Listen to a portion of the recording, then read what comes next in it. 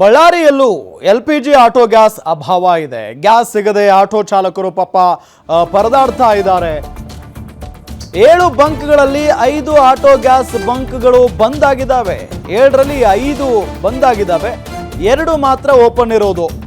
ದಿನನಿತ್ಯ ಜೀವನ ನಡೆಸಲು ಬಾಡಿಗೆ ಆಟೋ ಮೇಲೆ ಅವಲಂಬಿಸಿಕೊಂಡಿರೋರು ತುಂಬಾ ಜನ ಇದ್ದಾರೆ. ಅವಲಂಬನೆ ಆದವರು ಬಹಳ ಜನ ಇದ್ದಾರೆ. ಆಟೋ ಡ್ರೈವರ್ಸ್ ಪಾಪ ಆಟೋ ಓಡಿಸಿದ್ರೆ ಮಾತ್ರ ಕುಟುಂಬ ನಿರ್ವಹಣೆ ಆಗುತ್ತೆ, ಇಲ್ಲವಾದ್ರೆ ಉಪವಾಸನೆ ಬೀಳ್ಬೇಕು ನಾವು. ಸಕಾಲಕ್ಕೆ ಸರ್ಕಾರ LPG ಆಟೋ ಗ್ಯಾಸ್ ಪೂರೈಕೆ ಮಾಡಬೇಕು. ಸರ್ಕಾರಕ್ಕೆ ಬಳ್ಳಾರಿ ಆಟೋ ಚಾಲಕರು ಆಗ್ರಹಿಸಿದ್ದಾರೆ ನೋಡಿ.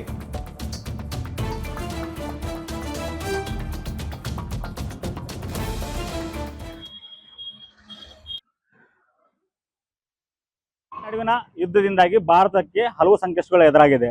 ಅದರಲ್ಲೂ LPG ಗ್ಯಾಸ್ ಕೊರತೆ ಕೂಡ ಉಂಟಾಗಿದ್ದು ಆಟೋ ಚಾಲಕರು LPG ಉಪಯೋಗಿಸಿ ಚಲಿಸುವ ಆಟೋ ಚಾಲಕರು ಏನಿದ್ದಾರೆ ಅವರು ಇವತ್ತು ಪರದಾಡುವಂತ ಸ್ಥಿತಿಗೆ ಬಂದಿದ್ದಾರೆ.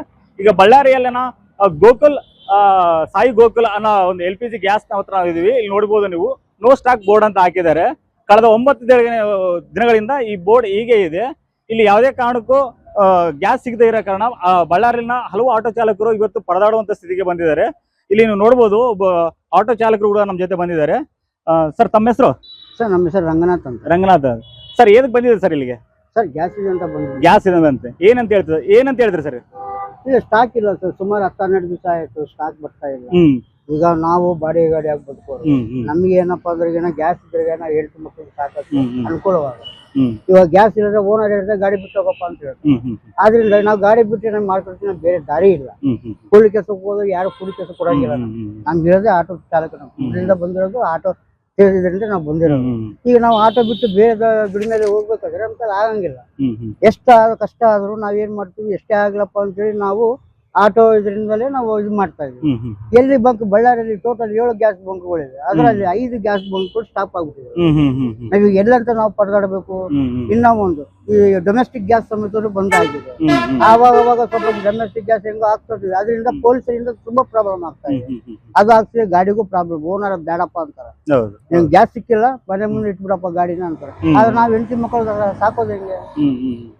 ಮಕ್ಕಳಿಗೆ ಸಾಕೋದಾಗ್ಲಿ, ಫೈನಲ್ ಎಕ್ಸಾಮ್ ಬರ್ತಿದ್ದಾರೆ ಹುಡುಗರು, ಅವ್ರಿಗೆ ಒಳ್ಳೇದು ಕೆಟ್ಟದ್ದು ಮಾಡ್ಬೇಕಂದ್ರೆ ಹೇಗೆ ನಾವು ಈ ತರ ಈ ಮೇನ್ ಮೂಮೆಂಟ್ ಅಲ್ಲಿ, ನೆಕ್ ಮೂಮೆಂಟ್ ಅಲ್ಲಿ ಅವ್ರು ಯುದ್ಧ ಮಾಡ್ಕೊಳ್ಳೋದಂತ ಹೇಳಿ ನಮ್ಗೆಲ್ಲ LPG ಗ್ಯಾಸ್ ಎಲ್ಲ ಸ್ಟಕ್ ಮಾಡ್ಬಿಟ್ರೆ ಈಗ ನಾವು ಮಾಡ್ಕೊಡ್ತೀನಿ ಹೇಗೆ?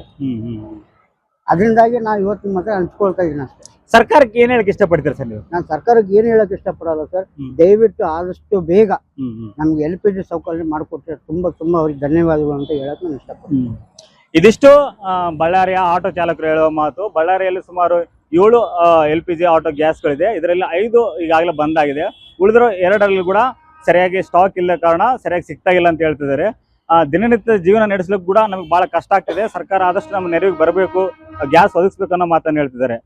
ಬಳ್ಳಾರಿಯಿಂದ ರಾಧಾಕೃಷ್ಣ, ಗ್ಯಾರಂಟಿ ನ್ಯೂಸ್, ಬಳ್ಳಾರಿ.